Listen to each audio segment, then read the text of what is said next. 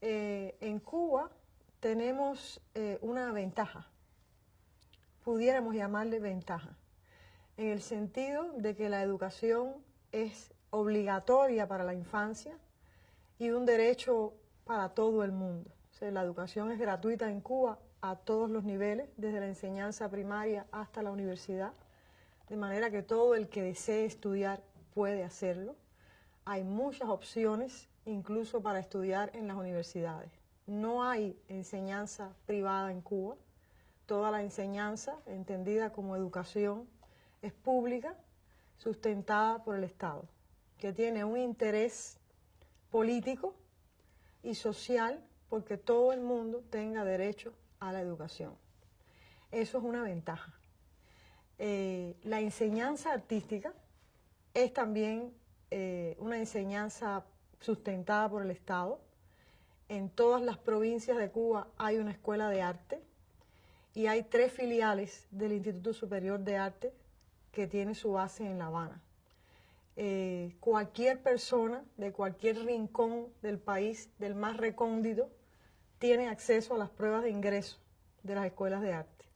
De manera que hay una cantera muy amplia y Cuba es como una potencia artística en muchas zonas, sobre todo en la música, por ejemplo, y la danza.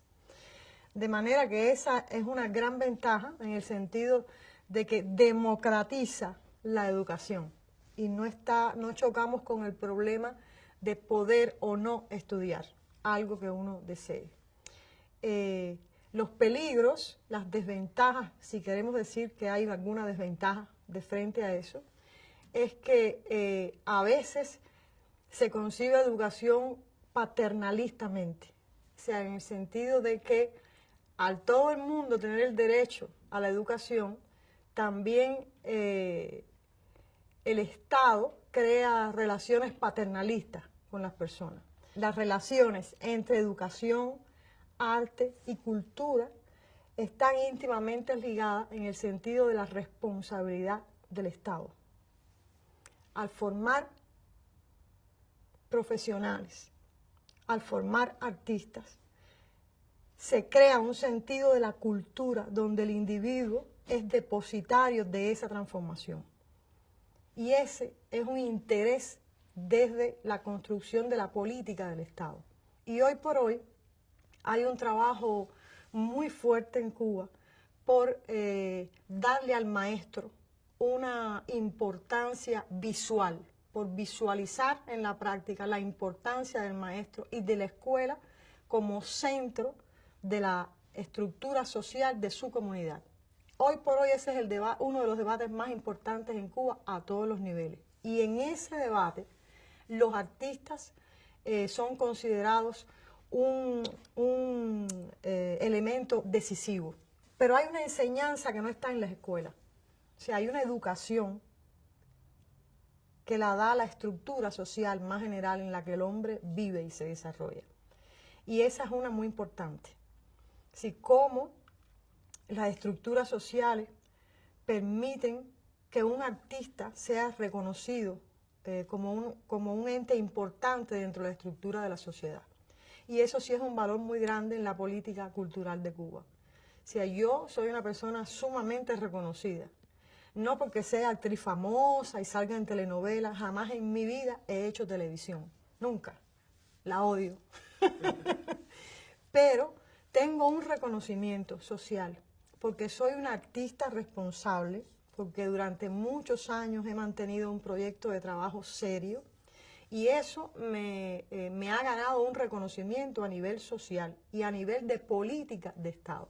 Y yo gano un salario todos los meses por hacer teatro. Trabaje más o trabaje menos. Y eso es una garantía que yo tengo de vida.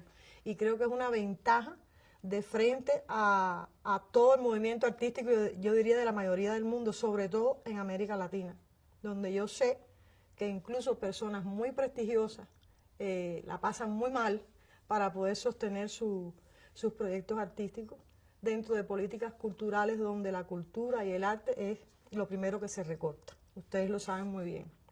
Fidel dijo en los momentos de los 90, en los momentos más críticos, donde la popularidad empezó a decaer, donde la gente empezó a perder la fe, donde se resquebrajó todo, porque o sea, vivimos tiempos de no había comida, no había transporte, cero, cero, cero de verdad.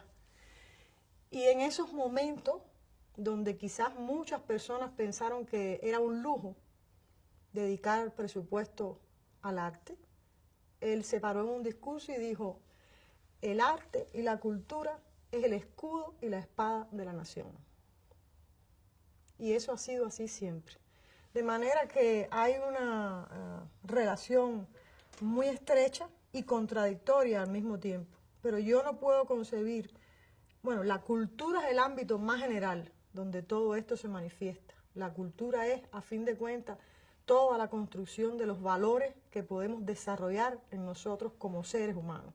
Porque la producción del arte desde el surgimiento del mundo, de las primeras instancias de la humanidad, ha sido esa manifestación de su inconformidad, de su apetencia por otro mundo mejor, desde que el hombre pintaba en las cavernas. Entonces, así lo concibo y así creo que... Pero estamos viviendo un momento difícil, yo diría de retroceso en muchos lugares, de cosas que ya estaban, de espacios que estaban ganados y que de pronto el sistema hegemónico y los centros de poder con sus tentáculos parecen ganar cada vez más terreno. Y en estos momentos de crisis, el arte puede ocupar muchos de esos huecos, puede establecer estrategias de resistencia mucho más sutiles y mucho más atractivas, puede ofrecer otras maneras de dialogar. Yo soy habanera del Vedado, habanera, todo el mundo, nadie entiende por qué yo me fui.